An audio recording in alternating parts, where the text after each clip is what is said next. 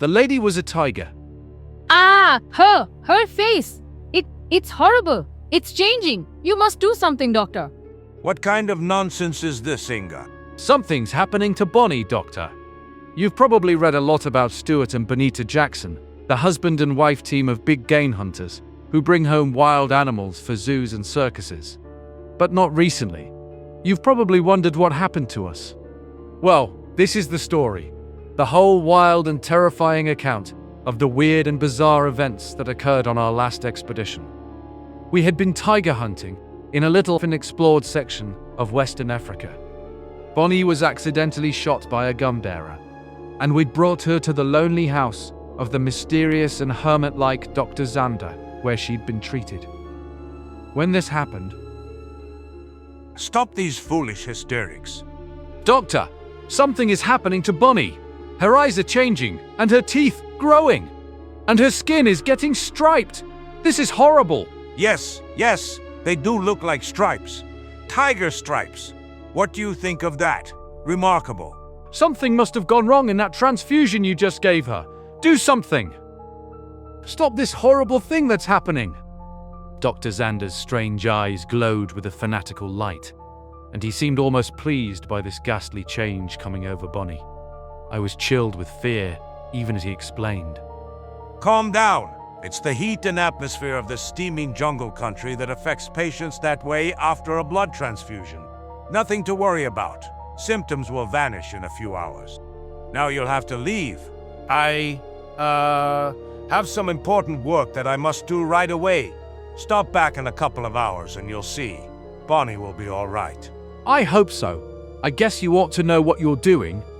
But as I left the building, I wondered. I had heard strange tales of this old doctor, who had isolated himself in the rotting Indian jungles to experiment with wild animals. Shivering uneasiness filled me. Maybe I shouldn't have brought Bonnie here, but there isn't another doctor in 100 miles. Listen, the angry roar of the great striped one. That's a tiger screaming, all right. I'd know that spine-tingling sound anywhere. The next instant, there was a frightful human scream from the house. As we started toward the awesome sounds... There, tiger was in doctor's house. It escapes now. Kill murdering striped beast. I'd swear you hit him with 3 or 4 shots, but they don't seem to bother him. Come on, we better hurry to the house. What happened, Doctor? Where's Bonnie? Did she escape the tiger? She, your wife, had a sudden attack of jungle mania. She threw a fit, leaped out of bed and attacked me with teeth and nails. When I passed out, she disappeared. Bonnie gone? And you say she ripped your clothes and wounded you like that? That's ridiculous. It was the tiger. What tiger? What are you talking about? I saw no tiger. Dread and confusion swept over me as the doctor denied seeing the tiger and flew into a murderous rage against the natives who backed up my story. You lying, superstitious fools! You think you saw a tiger. It was Bonita Jackson, in the throes of jungle mania, that you saw flee through the window. Get out! I apologize for that display of temper, Stuart. But when those natives get my guests to imagining things, it's too much. I saw the tiger. It wasn't any imagination, but it's Bonnie I'm worried about. We've got to bring her back. We'll round up a hunting party of native gun bearers and bush beaters, then start the general search for her. But that'll take a couple of hours. Why can't you and I go immediately? My wife's out there in that jungle somewhere, ill, feverish, in danger. We can't wait. Dr. Zander refused to go into the jungle without a hunting party. Said we'd get lost or killed. But I was wild with fear for my wife. After a brief argument, I set out alone. I've got to find Bonnie fast. I've got a queer feeling that there's a lot more to this than the doc says. I had penetrated but a couple of 100 yards into the dismal, steaming jungle when...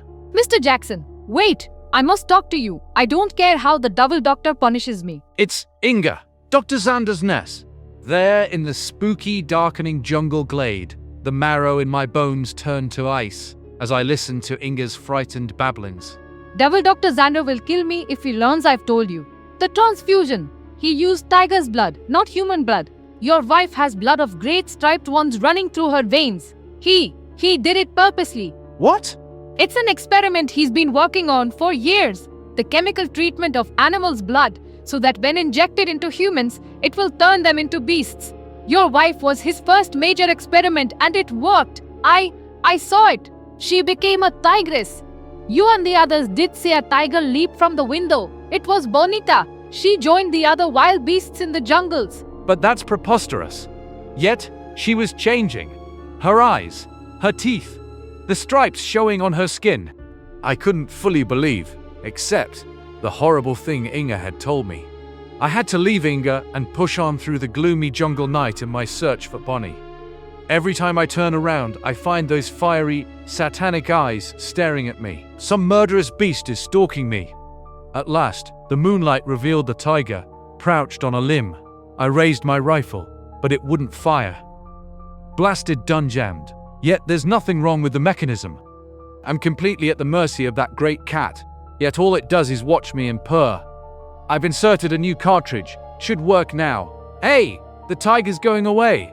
Dazed and exhausted from fighting through the jungle darkness, I pushed on, panic rising fast within me with every step, waiting for whatever weird, baffling experience was going to strike next. A waterhole! Maybe I'll feel better when I've quenched my thirst. A lion! Can't get the rifle up in time! This is curtains for me!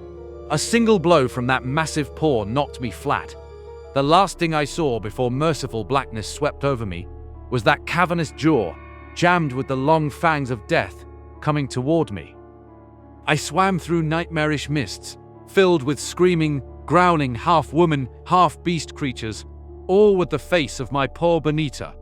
All through the whole thing, howling with demoniacal laughter, was the insidious Dr. Zander. Then I came spiraling out of unconsciousness, to find a tiger. And it seems friendly. It must have killed the lion, saved my life. But why? Unless it's Bonnie. Torches and the sound of drums coming this way. What now? Hey tiger, Bonita, come back. Don't be frightened. I won't let them hurt you. I felt like a fool, calling the tiger by my wife's name, yet I somehow had to do it. But the beast bounded off. Soon, I was joined by a searching party of Dr. Zander's natives. I told them my experience. And that's how it happened. I know it sounds unbelievable, but... Zavenga, you devil man too, like Doctor. Tiger never friendly to human. Tiger can't kill lion. Kala Zavanga ko. Save us from such evil spirits. The natives seemed to be convinced that I was part of some great supernatural plan, and after all that had happened, I was beginning to believe it myself. Then, when we got back to Dr. Zander's place... Help! Devil Doctor practiced much evil on Inga. Some kind of disturbance. Something's happened back here. Dr. Zander hold Inga prisoner. Try bad magic on her. Unless he free her, we burn down house. Take it easy, boys. I'll go in and see what this is all about. I promise you Inga won't be hurt. I rushed into the house and burst into Dr. Zander's secret room, where everybody was forbidden to enter. What are you up to, Zander? How dare you interrupt my great work? Get out! Not until you explain everything about Bonnie and Inga and whatever kind of malpractice you're up to. I'll tell you, all right. All the world will soon know what a miracle I've performed. Anyhow, after this experiment proves that what I did to your wife was no accident. Your wife had the honor of being the first subject. When I made the transfusion, I used specially treated whole blood of a newly killed tiger cub. My theory has long been that such a transfusion would turn the subject into the kind of beast whose blood was flowing through his or her veins. It worked. Put that gun away and listen to reason. You can't continue such foul work. Nonsense! When I prove my experiment conclusively, by turning Inga into a tigress too, I will be rich, famous. But first, I shall dispose of you. As Zander's finger whitened over the trigger, his wildly rolling eyes and twitching features told me that he was completely, murderously mad. Then, Aye, help me! Ah! That tiger killed Zander with one smashing blow. Now it seems to be purposely destroying his blood bank. The beast ignored Inga and me and left, but it won't escape from that solid hail of lead. Nothing could live through that, yet the bullets aren't affecting it. Some of the braver natives were positive that the tiger had been hit and had run into the jungle to die. I went with them to find it. Some distance from the house. Guns did wound tiger. Came here to die. See, woman here too. It's Bonita. No wounds on tiger. No bullet holes. No sign of how he died. She's normal again. No sign of the stripes, or the enlarged teeth, or the cat-like eyes. Hello, darling. What happened? I had the strangest dreams. Or were they dreams? Of course, it was just a weird nightmare, Bonnie. How could anything like that really happen? Forget it now, honey. Let's not even talk about it again. Perhaps that would be best. Bonnie recovered completely within a few days, and we headed back to civilization. We never went on another expedition again. Our terror of the strange and unknown had scared us too deeply. And sometimes, even now, when I hear an alley cat's eerie screaming in the gloomy night, I break out in cold sweat and wonder if it really is a cat I'm hearing.